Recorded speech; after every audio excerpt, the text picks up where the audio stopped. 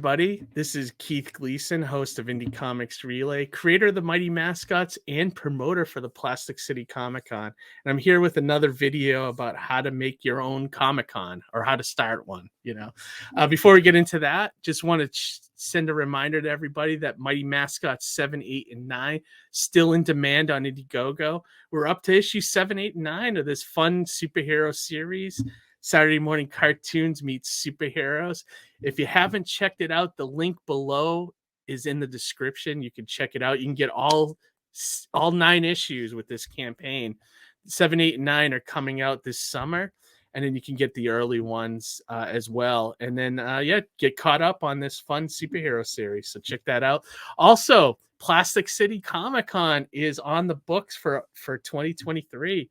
We are coming back Saturday, August 19th, and we are in a new venue called Game On Sports Complex in Fitchburg, Mass. It's about 10 minutes from the previous location, so check that out. So we have that on the site. We also have vendor info on the site as well. Still $10. You can't beat that for a convention. Not only is it still $10, but we've doubled how many vendors, artists, and writers and things like that we have at the show. So get in on this. We pride ourselves being a comic book centric convention, so come and check it out. You'll find all kinds of stuff there, though. We got crafters, we got things like that. So yeah, check it out, everybody. All right. So all right. So this video, I know I touched upon vendor applications before in my previous videos, but I wanted to show you guys what I'm doing this year is something new. So last year with the convention, let me take a step back to our first year. So, when you have vendors, when you have artists, when you have writers, when anybody that wants a table at the show, you have to have like some kind of application or, a form to fill out. So you have all of their information in case something happens. And you usually get a signature, having them agree to terms, things like that. So our first year, I just took basic information. I got names, phone numbers, social media contacts, what they're selling, things like that, especially if you're looking to curate your convention that you're going to put on. The mistake I made the first couple of years when I did the show is that you would go to the Plastic City Comic Con website and you would click the link to go to the vendor application, but anybody could take that or fill out that info, download it, and mail it in with a check. At the time, I think all I did was checks and maybe some PayPal payments. This is back in like 2016.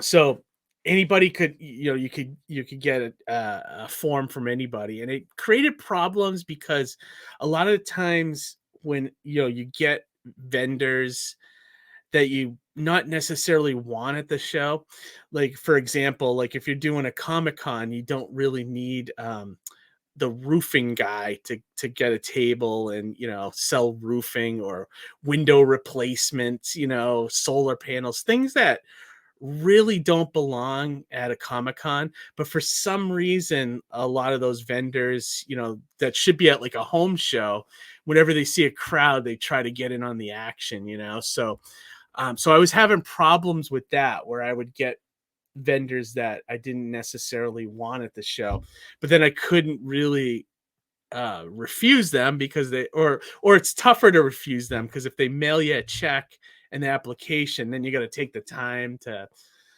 write them a letter saying you can't be in the show, and then you got to mail it all back and this and that. So it was tough for me to find software that you could have a vendor fill out, and then you had the choice whether you wanted to accept them or not. And last year I used Grotix, which is a software that a lot of conventions use, and you can kind of take it and you can morph it into a version of your show so it looks unique and doesn't look like everybody else's application, that kind of thing. And it wasn't bad. They allow for you to have the applications. They had a lot of stuff built in, like you could build your map in there, which was really nice. And you could set up, purchases and ticketing and things like that. But our show is so small. Like I said at the beginning, we only charge $10 admission. So, I don't need anything elaborate with ticketing. Like Eventbrite works fine for us, so but the big thing is trying to curate the show and keep it very comic focused, which is what our show is. Like, so we want comic book vendors, we want writers, we want artists, we want comic celebrities, we want crafters, we want things like that. We don't necessarily want energy drink guys or anything weird like that. Like sometimes we'll let in a weird a different vendor if they have something that is geek centric that I think people will like, but for the most part we try to keep it focused on those other things. So we need an application to do that, and GrowTix does that. You can take the applications in, and if you don't like what you see, you just kind of can send them a note saying, no, we're not, we didn't accept you, or in a nice way, just saying it's not a right fit. It's for our convention, things like that. The problem with GrowTix is they make their money from either taking a percentage of your ticket sales or your vendor fees, so you end up having to either factor in with vendor fees. I think it was about $5 or $6 or something like that per vendor that signs up for the show. So you have to either put the fee on the vendor or you have to take the hit yourself. So it was fine. I was thinking about doing it again, but then I started to look at Google Forms, and Google Forms actually has a bunch of different templates for forms that you can fill out, like for invites and things like that. And I was able to make a nice Plastic City Comic Con application with Google Forms. So here, if you want to just take a look, this is my Google form here that I put together. I don't know if you can change this picture. I think I tried, but I don't know. It wasn't worth the hassle, So and you could fill out little things here like the date and the location, where to contact us, things like that. And then you can build your questions on the Google form. And up here, you can see I got responses from people here. I got 85 so far.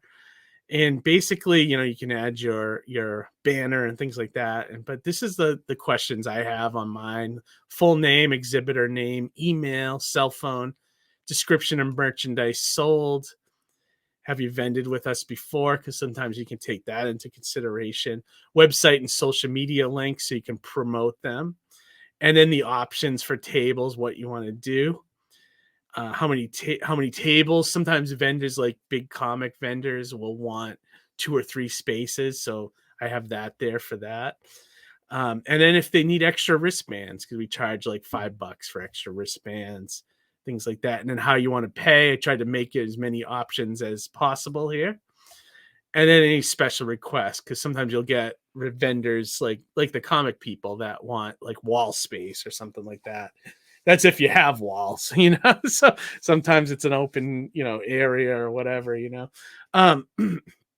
So it's not perfect, but you can set this up, this Google form, so that every question needs to be answered.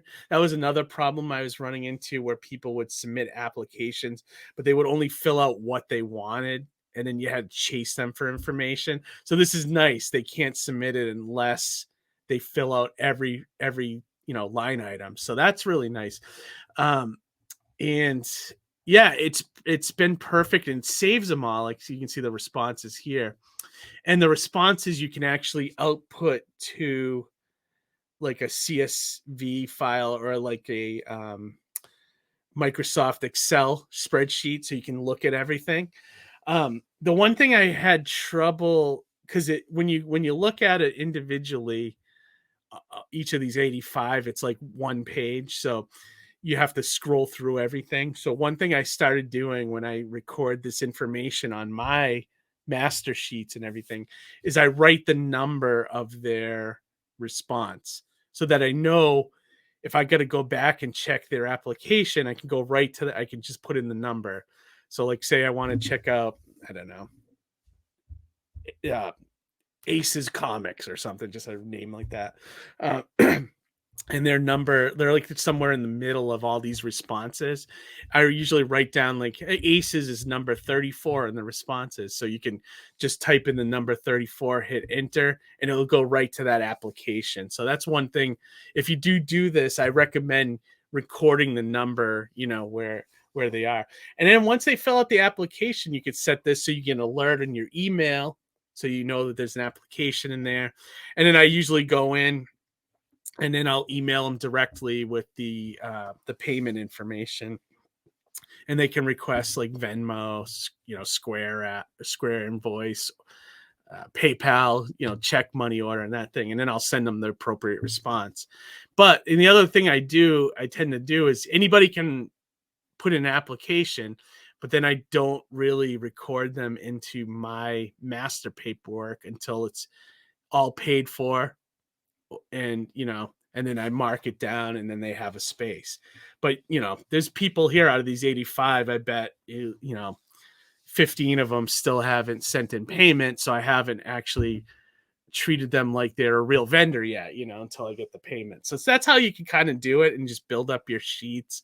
And if you watch some of my earlier videos, I go through some of the paperwork I use, so you can see the master list that I keep track of and things like that. So the most important thing about running a Comic-Con is you got to be organized. You got to know what your customers want, which is your vendors too.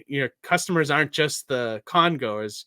Customers are also your vendors, so you want to make them happy, and in turn they help promote the show for you, and they keep coming back year after year. If you treat them right, if you make them some money by bringing in con goers and fans, they'll love you for it, and they'll be with you. And that's why our show works so well, because we worked so hard to make the first 2 years really pop, as far as listening to everybody and also advertising the hell out of it. And that's the other thing, like I've talked many times in these past videos, you have to promote like crazy, or else your show is going to fail.